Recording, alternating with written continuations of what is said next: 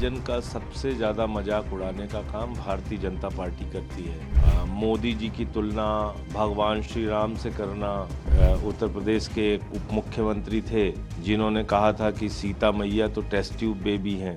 देखिए, मुझे लगता है कि रिलीजन का सबसे ज़्यादा मजाक उड़ाने का काम भारतीय जनता पार्टी करती है। हमें याद है कि मोदी जी की तुलना भगवान श्री राम से करना, अमित शाह की तुलना बजरंगबली जी से करना, उसके पोस्टर जारी करना मध्य प्रदेश के अंदर, ये हमने देखा है। हमने देखा है कि उत्तर प्रदेश के एक उप मुख्यमंत्री थे जिन्होंने कहा था कि सीता मैया तो टेस्ट ट्यूब बेबी हैं, और योगी जी ने खुद कहा था कि बजरंगबली आदिवासी हैं। तो धर्म के बारे में, देवताओं के बारे में समय समय पे ऊट पटांग टिप्पणियां करना, धर्म को बदनाम करना, और हिंदू धर्म जो वसुदेव कुटुंबकम की भावना रखता है, जो वसुदेव कुटुंबकम की बात करता है, हिंदू धर्म जो कहता है सब नर करहिं परस्पर प्रीति, सारे लोग आपस में प्यार से रहें, हिंदू धर्म जो बहुत ही विराट है, उस हिंदू धर्म के बारे में आप उसका सहारा लेके नफरत फैलाने का काम करते हैं। तो हिंदू धर्म को तो सबसे ज़्यादा बीजेपी बदनाम कर रही है। प्रधानमंत्री जी को जवाब देना चाहिए। महाकुंभ एफआईआर दर्ज हुई 140 सोशल मीडिया हैंडल्स के खिलाफ आरोप है कि मिसलीडिंग कंटेंट उन्होंने वायरल किया। देखिए, महाकुंभ में जो मौतें हुई हैं, क्या वो सनातनी नहीं थे?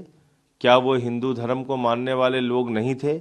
अगर उनकी संख्या छुपाई जाएगी और अव्यवस्थाओं को छुपाने का प्रयास किया जाएगा, 17 घंटे तक उत्तर प्रदेश की सरकार ये मानने को तैयार नहीं हुई कि कोई घटना हुई है, तो ये तो बहुत ही दुर्भाग्यपूर्ण है। और इसलिए प्रधानमंत्री जी को और योगी आदित्यनाथ जी को अव्यवस्थाओं पे बात करनी चाहिए। किसने सोशल मीडिया पे क्या डाल दिया वो बड़ा मुद्दा नहीं है। सबसे ज़्यादा गंभीर मुद्दा तो ये है कि जो कुछ बातें सामने आई हैं कि महिलाओं की आपत्तिजनक फोटो और वीडियो कुछ लोग डाल रहे हैं जो कुंभ स्नान करने के लिए गई थी। ये तो बहुत बड़ा अपराध है। उस पर क्या कार्रवाई की सरकार ने, उसके बारे में बताना चाहिए। यूएस एड को लेकर आप सवाल कर प्रधानमंत्री मोदी बीजेपी पे, लेकिन बीजेपी एक तरह से कांग्रेस पार्टी को उनकी सरकारों पर उसे लेकर आरोप लगा रही है। देखिए, खुद जब अमेरिका के राष्ट्रपति डोनाल्ड ट्रंप ने यह कह दिया कि $21 मिलियन उन्होंने नरेंद्र मोदी को दिया था चुनावों के लिए, तो सवाल यह है कि $21 मिलियन का क्या हिसाब चुनाव आयोग के बारे में दिया गया है? क्या भारत में विदेशी फंड का इस्तेमाल आप चुनाव के लिए कर सकते हैं? क्या नरेंद्र मोदी जी इस बारे में देश से छुपाकर अपराध नहीं कर रहे हैं?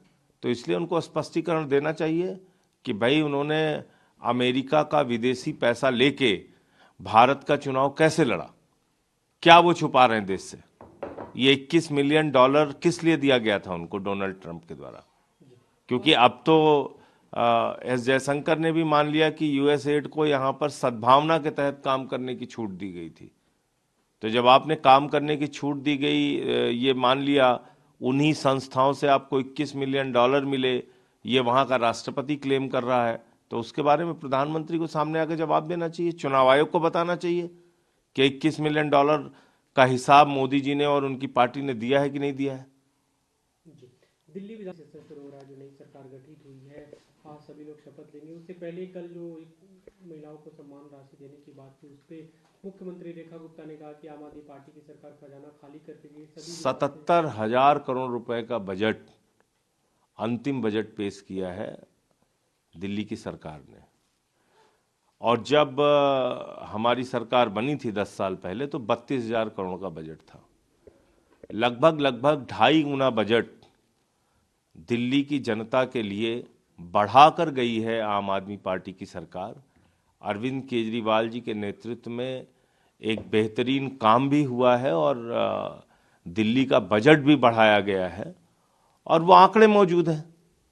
इसमें खाली झूठ बोलने से तो काम नहीं चलेगा ना, उसके तो आंकड़े मौजूद है ना कि 32,000 करोड़ से दिल्ली का बजट 10 साल में केजरीवाल जी के नेतृत्व में 77,000 करोड़ पहुंचा।